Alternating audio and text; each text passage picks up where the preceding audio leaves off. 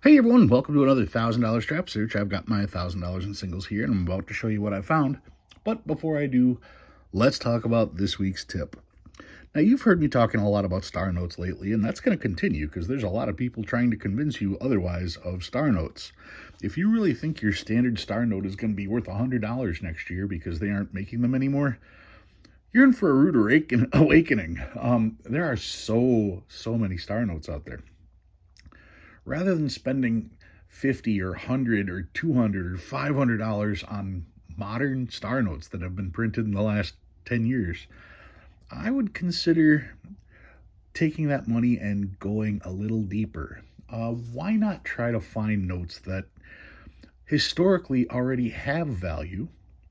And who knows, maybe you can find a star version. Maybe you can even find a short printed, underrated, severely undervalued star note. All you have to do is just let your fingers do the walking through paper money of the United States, and you'd be amazed at what you come across. I did that last year and managed to find one that that stuck me pretty good. So I started to look, and I came up with another one. It's this. It's the second one that I have, so I'll be putting this one up for auction. But yeah, go through that book and take a look at some of the stuff you can have for the same prices that people are trying to sell modern stars for. You'd be amazed at what you can find. All right, let's get these out of the way. 1,000 in singles. Let's see what I found this week. This is not an error. This note is trashed. A lot of people say, oh, it's an under-inking error because this is so gray compared to how dark this is. Remember, when the note is printed, the first printing is the back of the note. The second printing is the part that's gray on here, and that is done by having a plate engraved. They dig out channels in the plate, fill those channels with ink, and then force the ink into those channels.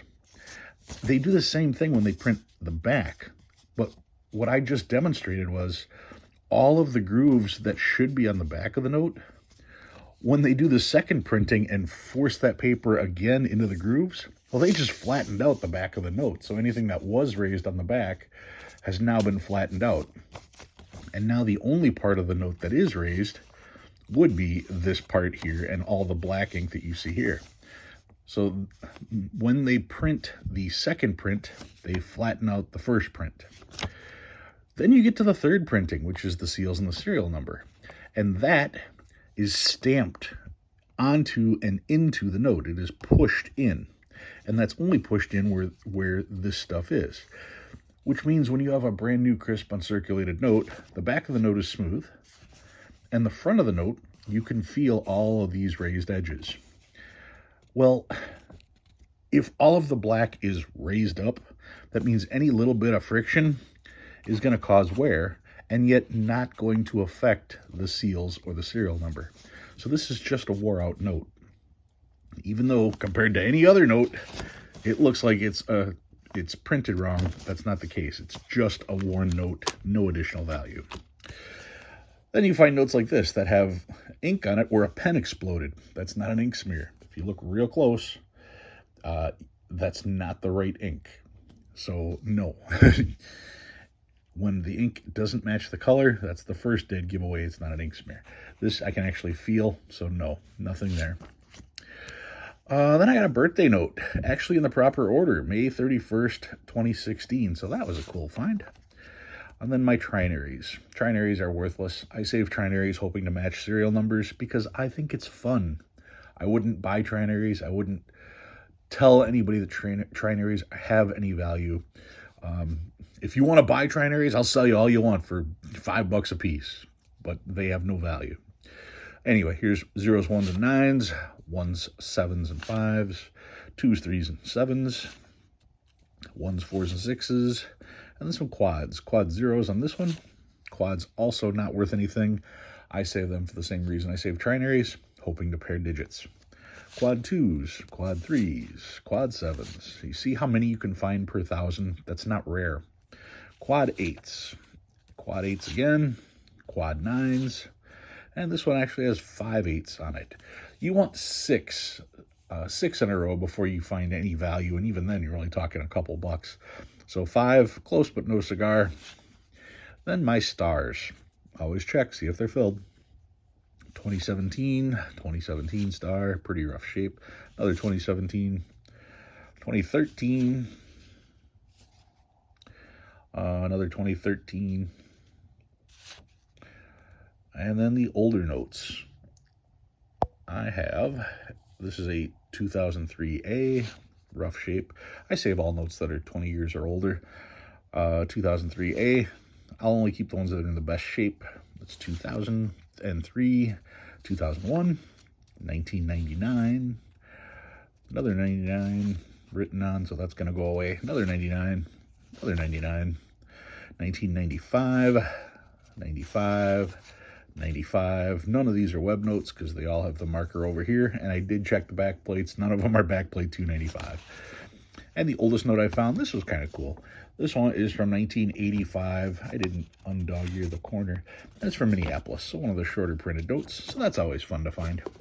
All right, so what did I pull out this week? Well, it's the second one of these I've ever owned, so I'm sure it's going to end up in an auction. I understand people going nuts over stars. I get it. Anything that has the potential to go up in value. Okay, well, a star note printed today is not going to go up in value as much as a star note printed decades ago. Let's start there, okay? And what if that note printed decades ago had historical significance? Well, then it might end up being worth some extra money. And with the run on star notes, it might actually go up in value, and more importantly, sustain that value. What am I talking about? I picked up another one of these. This is a $1 Hawaii silver certificate, emergency currency from World War II. You can see it says silver certificate right across the top. It has the Hawaii overprint here, the Hawaii overprint here, the brown seals, and if you look on the back, it does say Hawaii on the back as well. Some of you are going to comment about the condition of this note. The condition on this note reminds me a lot of the brownback, the $5 brownback I bought at the show with Dan. And especially when you look at the back like that. And that note was graded a 10, if I recall. So as much as I want to say this is an 8, it very well could be a 10. Yeah, it's a little bit dark, but still, it's a star note. By virtue of the fact that I have a note that's normally in the, what is it, $40 range, $40 to $80 range, but it's the star version. Well, that helps. That makes it worth a little bit more. Makes it a little bit more desirable. And then when you look at how many were actually printed, well, that's impressive. Okay, let me show you. Let me show you what I can do here. When I was first looking this stuff up, here is paper money of the United States, the emergency currency, the star notes. Look at this. They say only 500 were printed. That's not right, but that's what it says in the book. They do list the prices, even in a VG8 at $175, F12 is $225. If mine's a 10, you're talking about $200, right? Even in a 20, you're talking $350. By the time you get the choice uncirculated, you're at $1,500, and a gem is at $4,000. But my big concern was this number here. When I first saw only 500 printed, I looked all over to find one right away, and I did before anybody else noticed that this is a 1 of 500. And once again, according to this, that's how many were printed. If that's all that were printed, how many could have possibly survived? All these were the thoughts going through my head. But that was quickly pointed out that this is a typo in the book. And luckily, I have more than one book. So here is Standard Guide to Small Size U.S. Paper Money, 10th edition, if I remember right. Yep, 10th edition. And if I go in here and check, here's the Hawaii Notes, Series 35A with the brown seal. And if I look at all the stars, and it tells you the print run, notes printed. For each of the different print cycles, you've got 48,000, 24,000, 72,000, 48,000, and 12,000. Okay, so what is that? 60, 70, 140, 180, 190, about 200,000 total printed. That's it, 200,000 total. And of course, how many of those still survive? So yeah, there weren't many printed at all back then. There's even fewer of them around now. Why would you be paying $200 for a Star Note printed within the last 10 years? How is that possibly going to hold its value when there are millions of those out there? This, brand new, there was only 200,000. How many survived? I don't have the info on that, but it's pretty easy to see how a note like this is going to hold its value over the modern stars. 10 years from now, what? The modern stars, what are they going to realistically be worth? $5? What if you're talking about the coveted 2013B duplicate series? Those sell for about $20 now. There's millions of them. Literally, there's 13 million of them. So how many of those 13 million are still around now? I bet half of them. And with everybody knowing that, I bet at least a quarter of them are still be around in another 10 years. So that would be 2 million of those versus only 200,000 of these that were ever printed. Which do you think is going to go up in value? Probably this one.